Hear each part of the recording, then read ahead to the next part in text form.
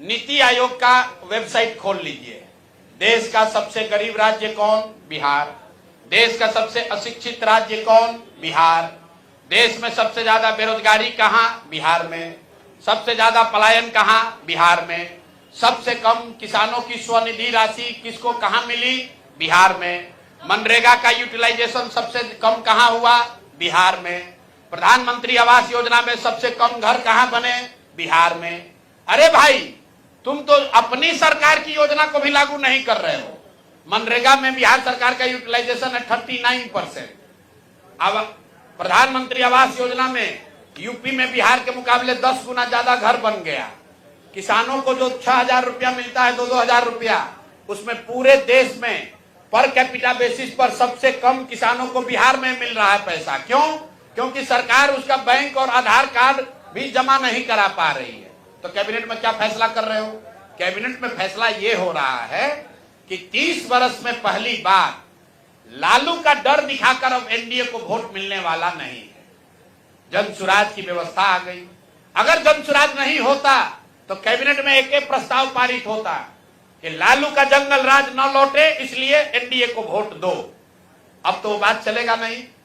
अगर आप कहिएगा लालू का जंगल राज न लौटे तो लोग कहेगा हाँ भाई लालू का जंगल राज न लौटे, लेकिन तुम भी मत लौटो, अब जनसुराज लौटेगा, जनसुराज आएगा। तो अब वो डर से, देखिए इसका डर मैं हमेशा कहता हूं। आप लोग कहते हैं कौन जीतेगा कौन हारेगा।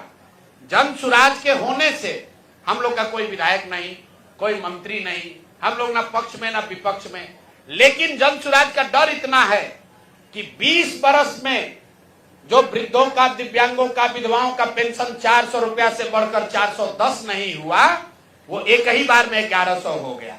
कुछ लोग कह रहा है कि तेजस्वी यादव कहने पर हुआ। चलिए मान लीजिए इस बात को, तो जरा तेजस्वी यादव से पूछिए कि भाई जब तुम्हारे माँ बाप थे यहाँ मुख्यमंत्री तब तो वृद्धों को 1 रुपया नहीं मिलता था, और इस 20 बरस में भी 3 बरस आप डिप्टी सीएम थे, उस समय 400 से बढ़ा के 450 काहे नहीं कर दिए?